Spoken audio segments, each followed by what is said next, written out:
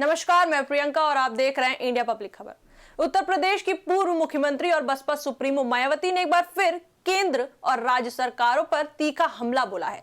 बिहार के मुख्यमंत्री नीतीश कुमार से जुड़े हिजाब विवाद, बहराइच जिले में कथावाचक को सलामी देने के मामले और यूपी विधानसभा के शीतकालीन सत्र को लेकर उन्होंने गंभीर सवाल खड़े किए। मायावती ने सोशल मीडिया प्लेटफॉर्म एक्स पर लगातार कई पोस्ट कर अपनी बात रखी और सरकारों को नसीहत भी दी। सबसे पहले मायावती ने बिहार के मुख्यमंत्री नीतीश कुमार द्वारा एक सार्वजनिक कार्यक्रम में मुस्लिम महिला डॉक्टर का हिजाब हटाने के मामले को बेहद संवेदनशील बताया। उन्होंने कहा कि यह मामला सुलझने के बजाय लगातार तूल पकड़ता जा रहा है, जो दुखद और दुर्भाग्यपूर्ण है। उन्होंने लिखा कि नियुक्ति पत्र वितरण जैसे गरिमापूर्ण कार्यक्रम में इस तरह की घटना होना महिला सुरक्षा और सम्मान से सीधे तौर पर जुड़ा मामला है। उन्होंने साफ शब्दों में कहा कि मुख्यमंत्री को इस मामले में पहले ही सीधे हस्तक्षेप कर विवाद को खत्म कर देना चाहिए था, लेकिन अफसोस की बात यह है कि मंत्रियों और अन्य लोगों की बयानबाजी ने इसे और अधिक उलझा दिया। मायावती ने नीतीश कुमार को सलाह दी कि वे इस पूरे प्रकरण को सही पर्सपेक्टिव में देखें, इसके लिए पश्चाताप करें और बढ़ते विवाद को यहीं खत्म करने का प्रयास करें। उनका कहना था कि जब देश के अलग अलग हिस्सों में इस तरह की घटनाएं सामने आ रही हैं, तब नेताओं की जिम्मेदारी और भी बढ़ जाती है। इसके बाद उन्होंने बहराइच जिले का मामला उठाते हुए पुलिस प्रशासन पर भी सवाल खड़े किए। उन्होंने कहा कि पुलिस परेड के दौरान एक कथावाचक को सलामी देना स्थापित नियमों और परंपराओं का उल्लंघन है। बसपा प्रमुख ने कहा कि पुलिस परेड और सलामी की एक निश्चित मर्यादा, अनुशासन और पवित्रता होती है, जिसके साथ किसी भी तरह का खिलवाड़ नहीं होना चाहिए।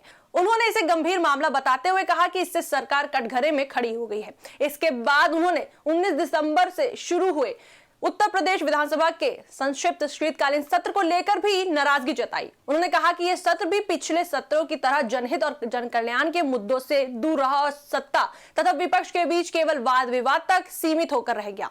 मायावती ने आगे कहा कि बेहतर होता अगर सरकार किसानों की खाद की समस्या, आम जनता की परेशानियों और जनकल्याण से जुड़े मुद्दों पर गंभीरता से चर्चा करती और सदन में जवाबदेह होती, लेकिन ऐसा नहीं हुआ, जो बेहद दुर्भाग्यपूर्ण है। मायावती ने केवल यूपी विधानसभा ही नहीं बल्कि संसद के शीतकालीन सत्र पर भी सवाल उठाए।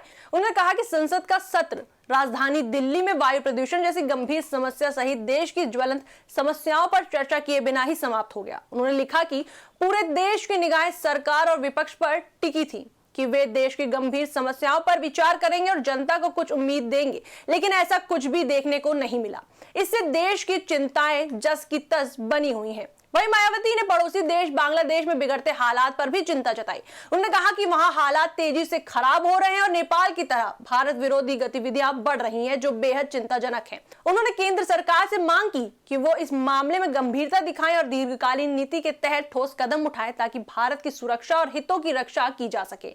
मायावती के इन बयानों से साफ है कि वह सामाजिक सम्मान, महिला सुरक्षा, प्रशासनिक अनुशासन और जनहित के मुद्दों को लेकर सरकारों को लगातार घेरना चाहती हैं। एक तरफ जहां उन्होंने नीतीश कुमार से आत्ममंथन की अपील की, वहीं दूसरी तरफ यूपी सरकार और केंद्र सरकार को भी उनकी जिम्मेदारियां याद दिलाई।